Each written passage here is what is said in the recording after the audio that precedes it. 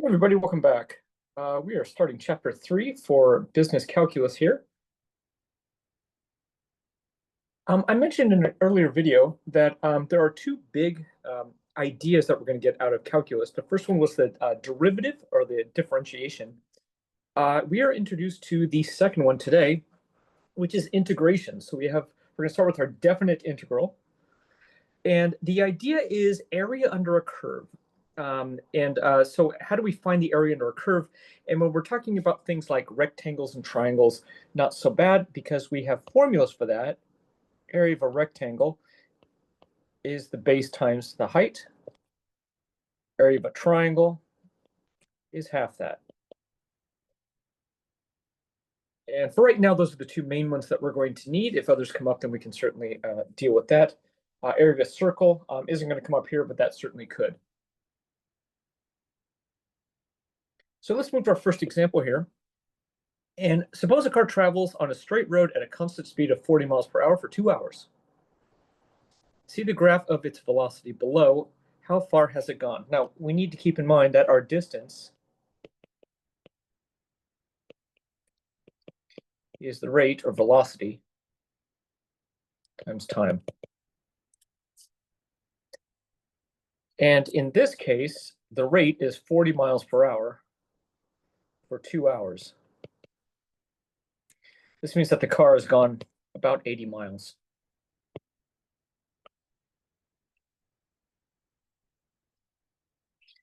And we can certainly see the area under the curve here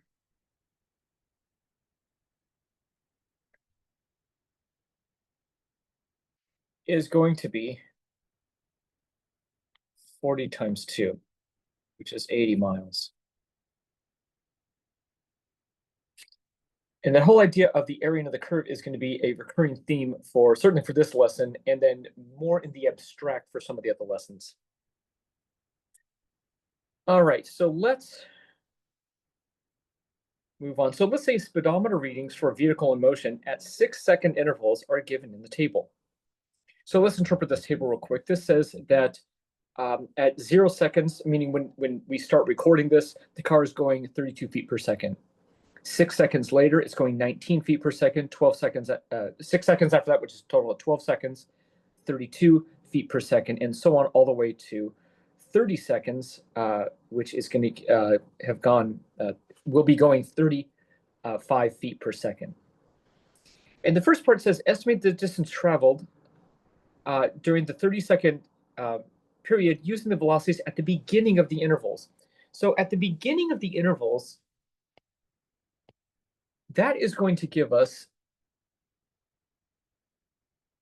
these. Meaning, if we map this out and graph this,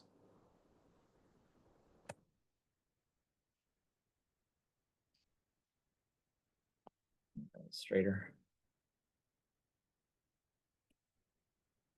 And this is time versus velocity. And in this case, we're going to be starting at 0, and we're going to go increments of 6.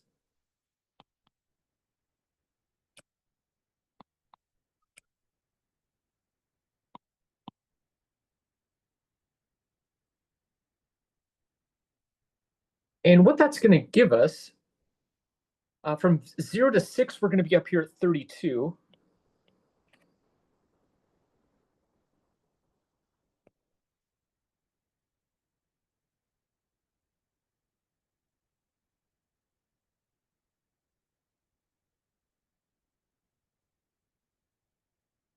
And from 6 to 12, we would be down here at 19.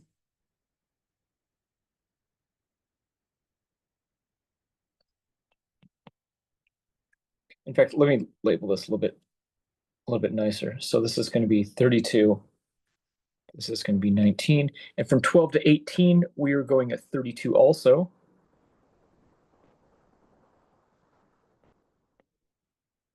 Pardon my non-pretty rectangles here. And then from 18 to 24, we were at 33, so we're just a little bit higher.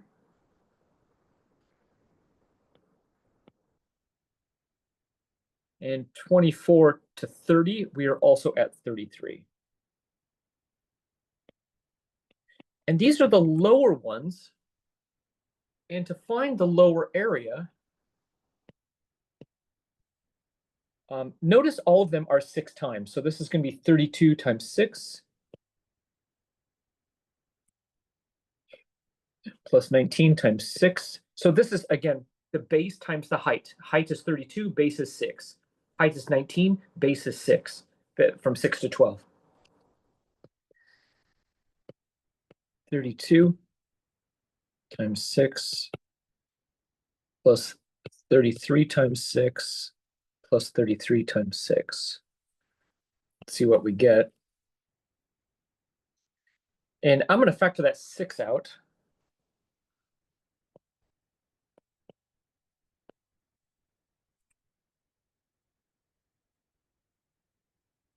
And then multiply the whole thing by 6. So I'm going to add that up first. So 32 plus 19 plus 32 plus 33 plus 33. And then times 6. Which means they have gone a total distance of 894 feet.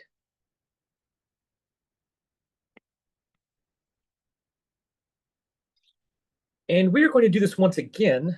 I'm going to move all of this out of the way. Move this down here. And I'm going to draw another graph because now they want us to, for the second part, it says, give another estimate using the velocities at the end of the time period. So we are no longer looking here. We are now looking here. So our graph, once again,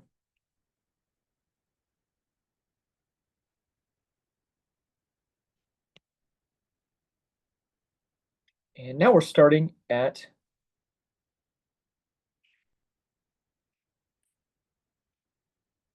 so this is velocity. So now, even though we're starting at 0,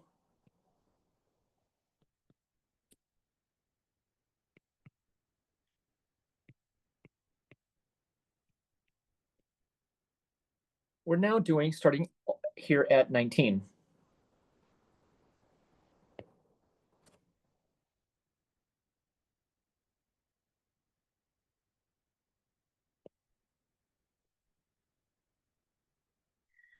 And next up, we're at 32.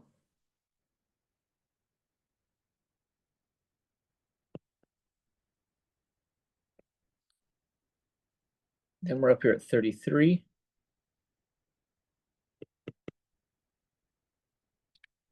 And then 33 again.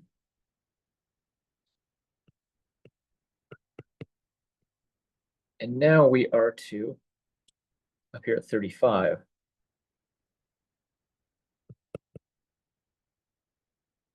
So this is going to give us a little bit different of an answer. So this is going to be 19 times 6 plus 32 times 6 plus 33 times 6 plus 33 times 6 plus 35 times 6. And you'll notice we don't have that initial 32 like we did on the previous one, but we now have the additional 35 at the end. And if I factor that 6 out, again, that's 19 plus 32 plus 33 plus 33 plus 35. And what I'll do after I add all that up, I'll multiply the whole thing by 6.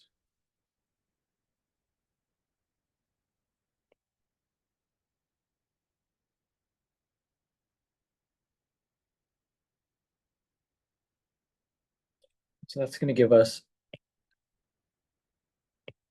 912 feet.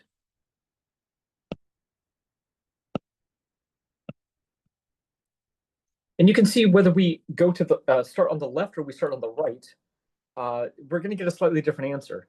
And when we're looking for area under a curve, we're either going to get too much or too little when we do break it down with rectangles.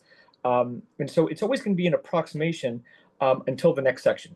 And then we're going to start coming up with ways to get exact values of area that represents distance or probability or whatever it is that we're trying to do. And we're going to approximate with rectangles.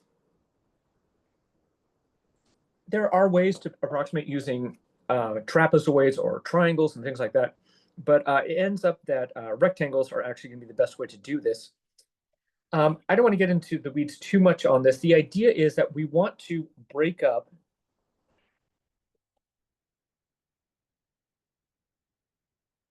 our x's into as many pieces as we can to form as many rectangles as we can, meaning the more rectangles that we form, the more accurate it's going to be.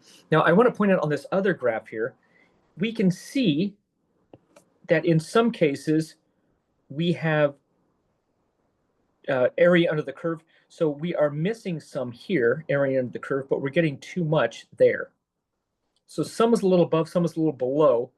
And depending on the curve and where we are on the curve, it'll be a little too much or not quite enough. And the idea is, again, if we break it up into as many rectangles as we can, and actually what we mean is the number of rectangles, as the number of rectangles goes to infinity, which is what we want, this means that our delta x goes to 0. Delta x is the distance between any of these two rectangles here. So again, this is going to be delta x here for each one of them. In this case, our delta x was 6 in both cases.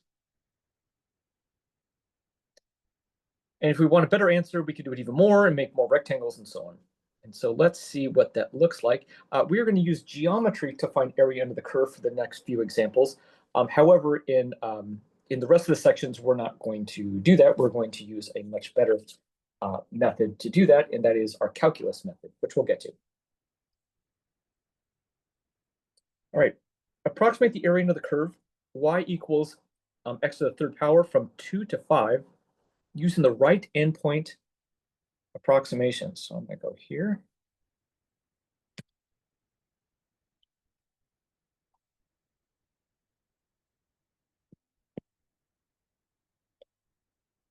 And our curve is going to look like this. Ooh.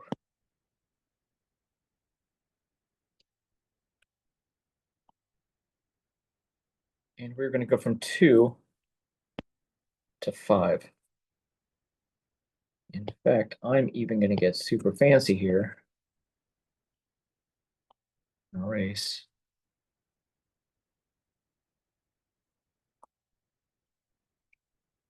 So we're going to be going from 2 to 5. And we want to use the right endpoint. So here's what that's going to look like. So we're here. Oops, I don't want that.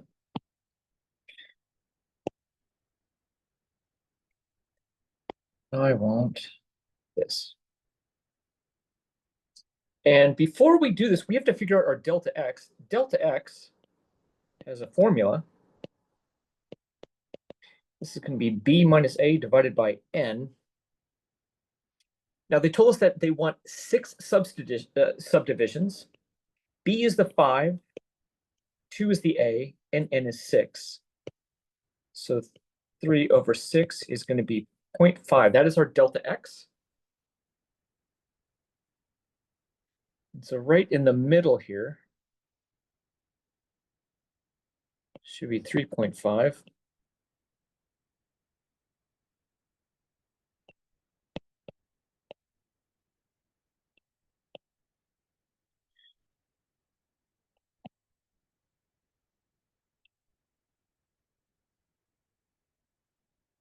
So you can see our delta x for each of these is 0.5. That's our delta x. And although mine aren't exactly even, I understand that. I want to point out, because they want the right, that we're going to be here. And because we want the right, we're going to be here. So you can see we're getting too much area.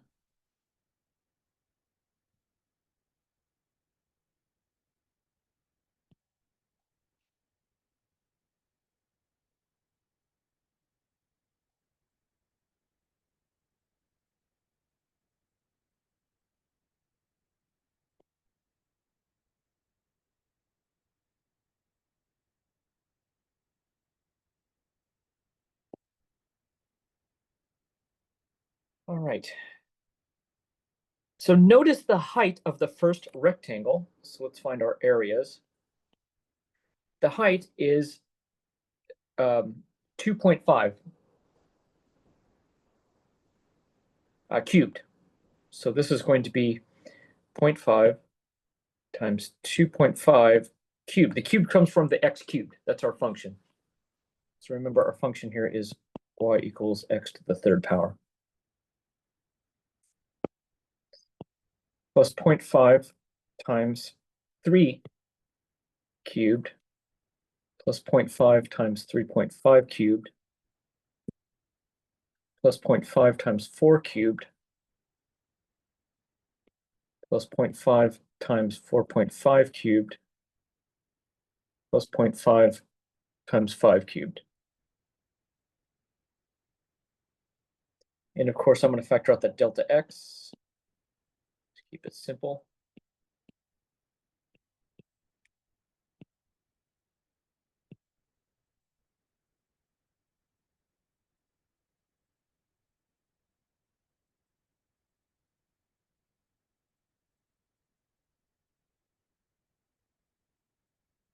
Let's see what we get. And again, please note, we are getting too much area. This is going to be over approximating this in this case. Just by nature of the function. In other cases, we may be under approximating it the entire time. So 2.5 cubed, 3 cubed. Notice I'm hitting the right arrow each time.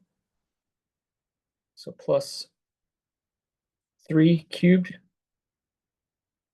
I want to make sure I get out of that exponent. You may need to do the same thing. Plus 3.5 cubed, right arrow. Plus 4 cubed, right arrow. Plus 4.5 cubed, right arrow. Plus 5 cubed. And then times 0.5. Which means our approximated area is 182.8125. And we have no idea what the units are on this, which is okay. Again, we're trying to get into the abstract here. We're just looking for that value. And once again, this is an over approximation for sure of the area under this curve. All right, so we now have what's called the definite integral. The definite integral of a positive function f of x over an interval of ab is the area between f, the x-axis, and x equals a and x equals b. So let's get to our notation. So here is our notation. So you'll notice we are using a new symbol. We are using what's called the integral symbol. And it's an elongated S. If you remember, the Greek letter S was here for sigma. And they're both representing the S. However, the sigma represents a countable number versus a discrete number of little pieces versus the big, weird integral looking S, which is going to be a continuous function part.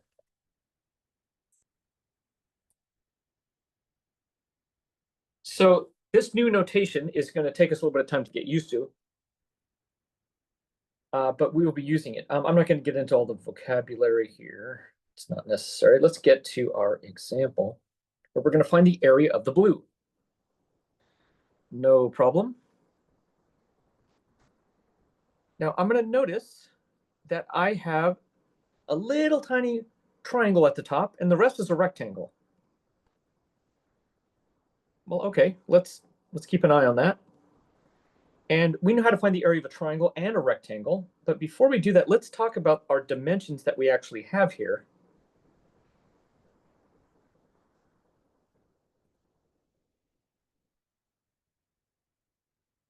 And I want to talk about, first of all, our little tiny rectangle at the top.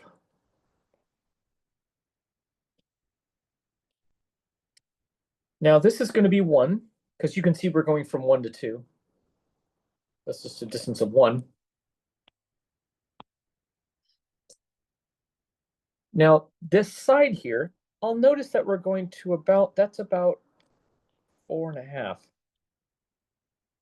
So I'm seeing that that height is a total of 1/2, right? From 4 to 4.5 is 1/2.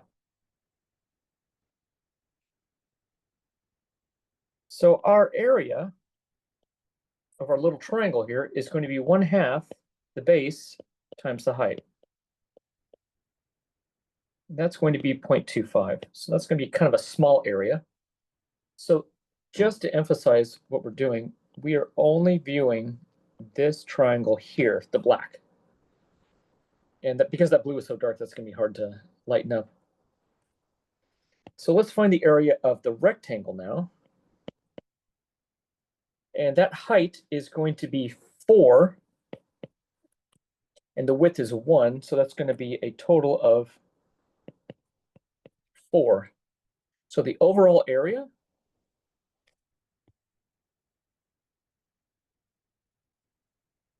is going to be the 4 plus the 0.25, which is 4.25.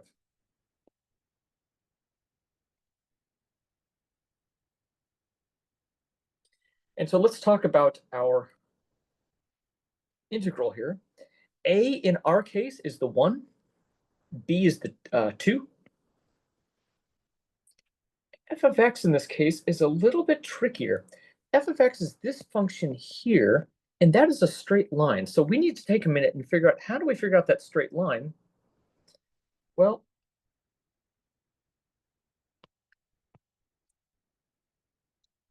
I want to notice that it is connecting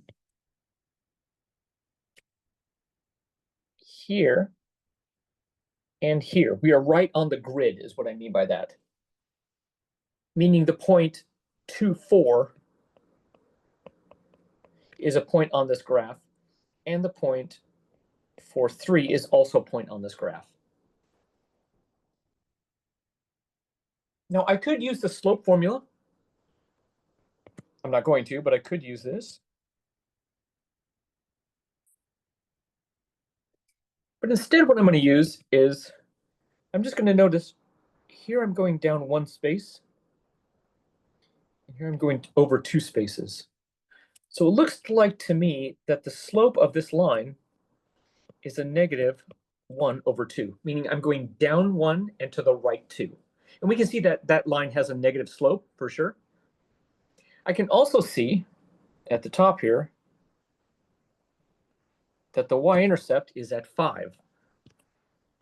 That is our b, which means our function, right? This is the y equals mx plus b. And so our f of x function is going to be negative 1/2 x plus 5.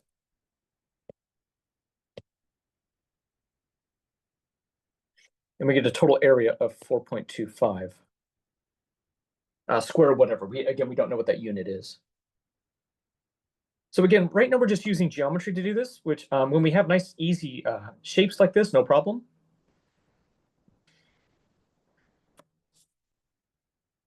All right, next up, we have a function.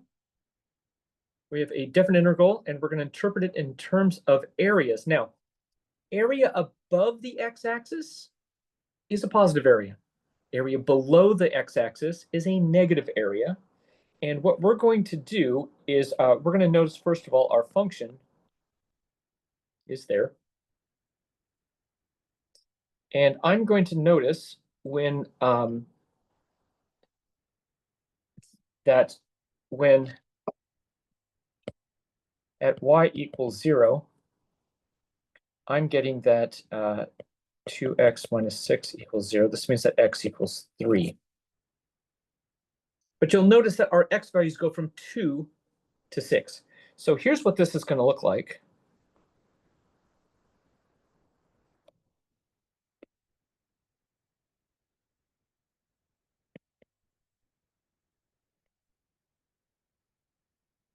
All right, so we are going to draw this And we are going to go to here, and this is going to be 2, 3, 6.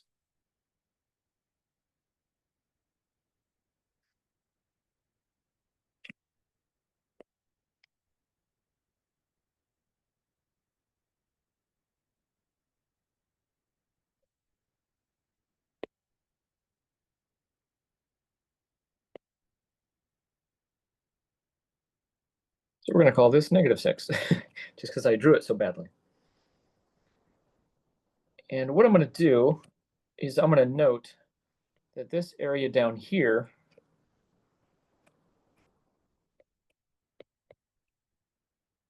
and where I'm getting that -2 from is when x equals 2,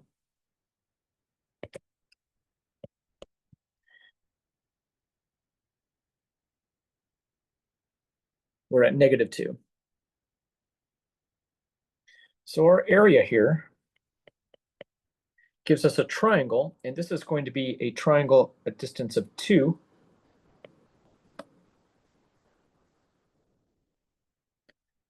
by 1. Now remember, this is negative area. I can even call that -2 if we want to. So 1/2 1 times -2 is going to be -1. That's our negative area. Positive area is going to be here. Now, once again, when x equals 6, which is our endpoint there,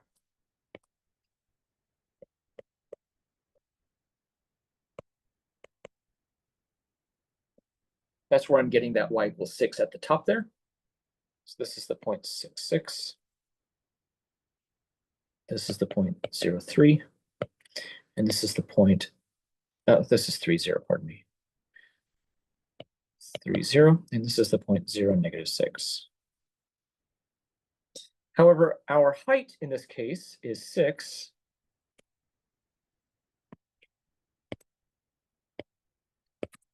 This is 6. And the distance from here to here is the distance of 3. And so our area is going to be 1/2 3 times 6, which is going to be 9. So the total area is going to be 9 plus -1, which is a total of 8.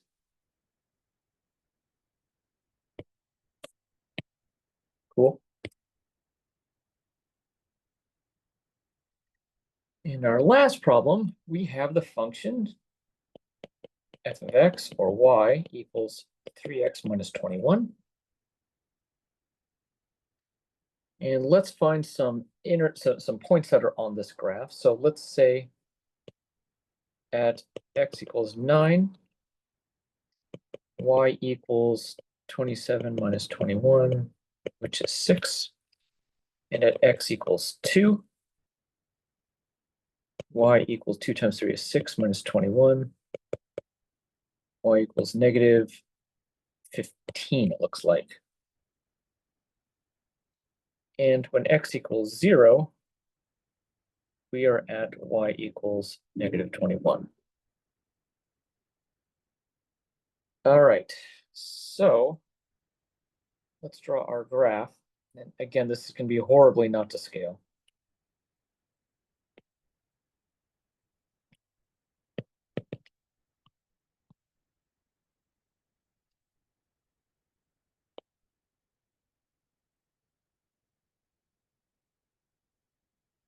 And when y equal, what we didn't find was when y equals 0, we get 3x minus 21 equals 0, which means x equals 7. So we have in the x-axis, we have x equals 0, we have the 21. We have x equals 2. We have x equals 7. And x equals 9. So let's figure out what this is. And when x equals 9, we are up here at 6. And at -15. All right, so let's put some of these points down and see if we can make a cohesive straight line here. So 9, 6 is here, crossing here, going down to over here. That is not looking like a straight line to me.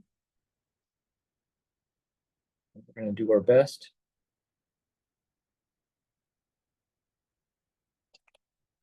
Yep, that's going to be our straight line. And our negative area is going to be here. So this is negative 15. And the distance from here to here is a distance of 5. So our negative area, in this case, is going to be 1/2 negative 15 times 5. So 15 times 5 divided by 2. So negative 37.5. And our positive area, this is a distance of 2, this is a distance of 6. So our positive area is going to be 1/2 2 times 6. That's going to be 6, which means our total area is going to be negative 37.5 plus 6, which is negative 31.5.